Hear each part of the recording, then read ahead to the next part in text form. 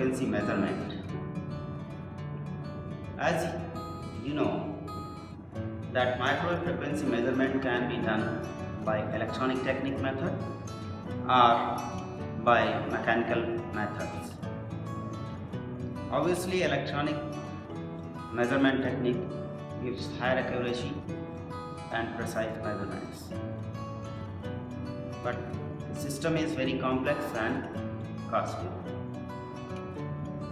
On the other hand, the mechanical technique of microwave frequency measurement is simpler one and needs precise measurement techniques. In mechanical microwave frequency measurement, we need slotted line carriage and cavity for the measurement. In this experiment, we require a klystron power supply source, a klystron mount along with a reflex klystron, an isolator, a variable attenuator, a frequency meter, a slotted line carriage, a matched termination, and oscilloscope for observing the waveform. Before starting the experiment, let us understand what are the different mechanical techniques for microwave frequency measurements. We have two methods. One method is double minima method, that is carried out with the help of a slotted line carriage along with a cavity. Whereas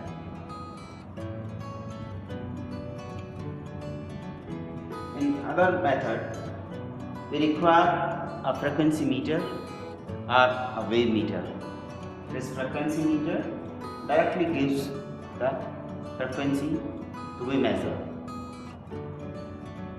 So, we will talk about both the methods, that is double minima method and frequency measurement by wave meter or frequency meter. Now, in slotted line technique, the basic fact behind this technique is that the standing wave setup in a transmission line or a waveguide produce minima every half wavelength apart. The guide wavelength may be determined if these minima are detected and the distance between them is measured. Frequency can be calculated from the value of guide wavelength and the physical dimensions of the waveguide. Using this setup, the distance between two successive maxima or minima measured on the slotted line is half a guide wavelength. That is lambda g by 2 equal to d2 minus d1, where d2 and d1 are minima positions on the waveform. In this way, lambda g is given by twice of d2 minus d1. Again, we know that guide wavelength, that is lambda g, is equal to lambda naught divided by under root 1 minus lambda naught by lambda c square. And for D10 mode, that is dominant mode, the cutoff frequency lambda c, cutoff wavelength lambda c is equal to twice of A, where A is the broader dimension of the waveguide. So in this way, we can calculate the frequency which is given by F equal to C by lambda naught. So this type of frequency measurement is less accurate since the guide wavelength depends on the waveguide dimensions but frequency measurement in coaxial system is not dependent upon the physical dimensions of the slotted coaxial line.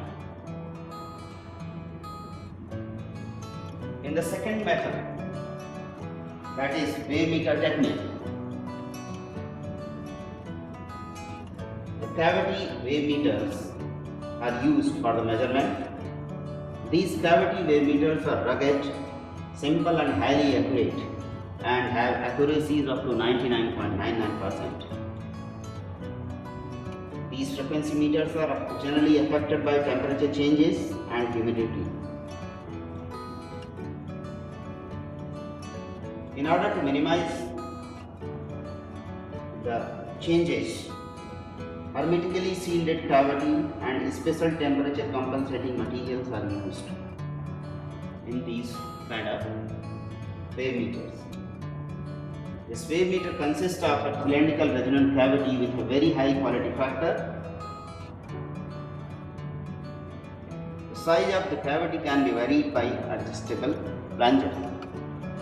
For a given position of the plunger, the cavity is resonant only at one frequency in the specified range.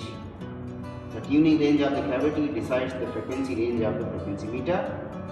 The resonant frequency of the cavity wave meter is determined mainly by the physical dimensions and the dielectric constant of the medium inside the cavity. The cavity is coupled to the waveguide through a hole. This excites the dominant TM010 mode in the cavity due to magnetic field coupling. Actually, there are two types of cavity meters. The first category of cavity meter is known as transmissive type of cavity meter, whereas the second one is absorption type cavity meter. This is absorption type cavity meter. Actually, in transmissive type cavity meter, the signal gets attenuated. The first category of wave meter passes only the signal frequency to which they are tuned, and in absorption cavity it attenuates the tuned signal frequency. In absorption type cavity meter, if the frequency of the wave passes through the waveguide is different from the resonant frequency of the cavity, there is transmission through the waveguide. But if these two frequencies coincide, a resonant field is set up inside the cavity. There is power loss associated with the cavity and the wave passing through the waveguide is attenuated around 1 to 3 dB. The frequency meter is in between the source and the indicator. The indicating instrument may be your standing wave indicator or the power meter will show a dip. In this way, we can measure microwave frequencies. Now, we will start the experiment, but before starting, let us understand how to set up the klystron power supply. We have different knobs onto the front panel of the klystron power supply. We have power switch to supply power to the instrument, HT knob having on and off positions. In off position, the high tension, high voltage section of this power supply is kept turned off. Initially, this switch is put in off condition, but after few minutes, that is after heating up of the klystron, this HT switch is put in on condition. We have a beam selection knob, beam voltage selection knob, Rappler selection knob, meter select knob having options for voltage measurement, current measurement, Rappler voltage measurement. Modulation knob have 4 positions. Carrier wave, in this position there is no modulation at all. AM position keeps the system in amplitude modulated mode. In FM, frequency modulation is provided. In external position, we can give any external signal to modulate the microwave frequency. The external signal can be provided by external modulation point. Coaxial female connector is there. This output point is having an octet socket that is connected with the klystron mount. It carries different voltages for the klystron. That is for the heater, for beam voltage, anode voltage, for cathode voltage, repeller voltage. Various voltages are provided through this output point. Now, before starting or putting this klystron power supply source in on condition, put this knob at the minimum position, that is beam voltage should be at minimum position, whereas repeller voltage should be at maximum position. In order to perform this experiment, that is frequency measurement, we put this modulation knob at AM position. This meter select is put on voltage so that we can measure the beam voltage first of all, and the frequency and amplitude of the signal, modulating signal, can be controlled by these two knobs. So, and one more thing that is important, at the initial position, this isolator should be kept at minimum position so as to provide total transmission of the signal. The slotted line carrier should be put in the minimum position. Now we can start the experiment. So before starting the experiment, ensure that this beam position is at minimum point, this repeller is at maximum point, your modulation is selected as AM. Now we will put the switch on. Before putting this system in on condition, ensure that HT switch is in off condition. So we will put the switch on and wait for a few minutes.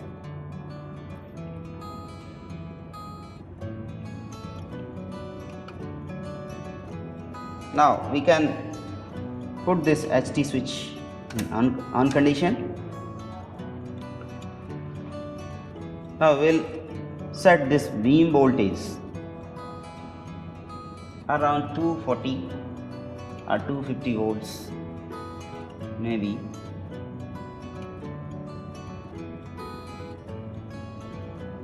$243 volts. Okay. Again we'll set this repeller voltage so as to get some output at this here. So in order to see the repeller voltage, select the meter select switch in repeller position. Now keep this repeller voltage around -20.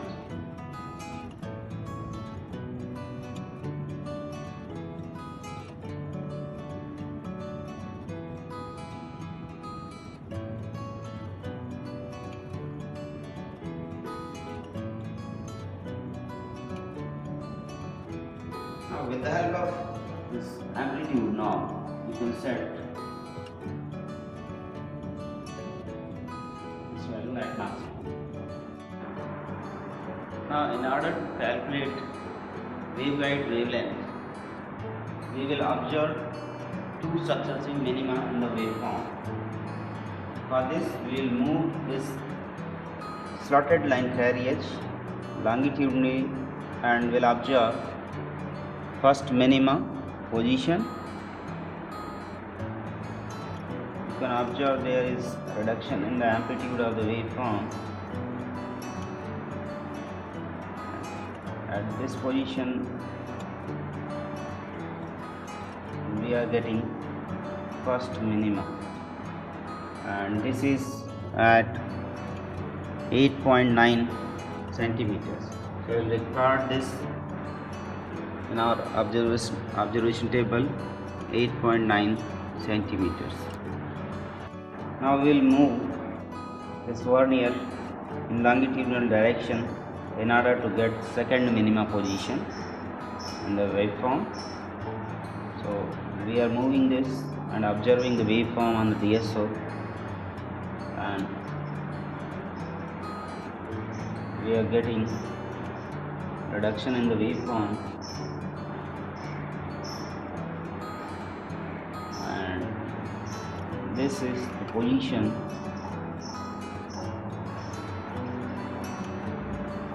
where we are getting second minima. This is 11.15. So we will record this in our observation table, that is 11.15. So d1 minus d2 is equal to 2.25, and the waveguide wavelength, that is twice of d1 minus d2, is equal to 4.5 centimeters. Now we will calculate operating frequency. In order to calculate operating frequency, we have a formula, that is equal to C into square root of 1 upon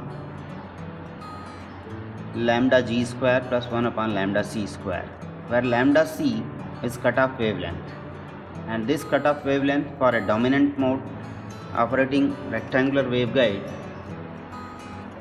is given by twice of A, where A is broader dimension of the waveguide. For a waveguide operating in X band particularly, that is waveguide operating in frequency band from 8.2 to 12.4 gigahertz, we have a standard waveguide dimension that can be seen from this chart. The inner dimensions for X band waveguide is 0.900 by 0.400 inches. So in centimeters you can calculate, that comes out to be 2.286 centimeter. That is the broader dimension of the waveguide is equal to 2.286. So in this way the cutoff frequency is given by twice of A, that is equal to 4.575 centimeters. So putting these two values, that is the value of waveguide wavelength 4.5 and cutoff wavelength 4.572 into the expression for the operating frequency formula, we get 9.3541 gigahertz frequency by measurement.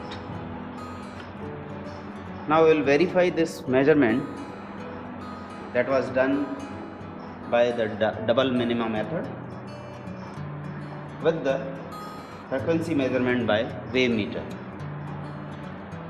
So for measurement with wave meter, first of all we will keep our slotted port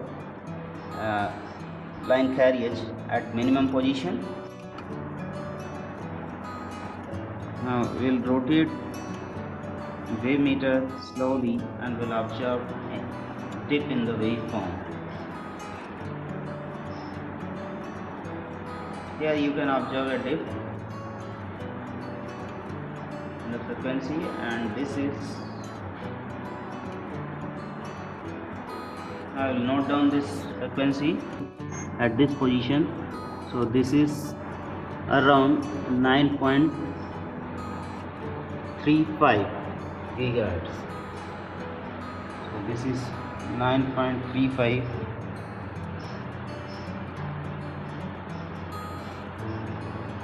gigahertz. This way we have measured microwave frequency with the help of slotted line carriage and frequency meter. Using both the methods, we observe the frequencies which are very close to each other. Thank you very much.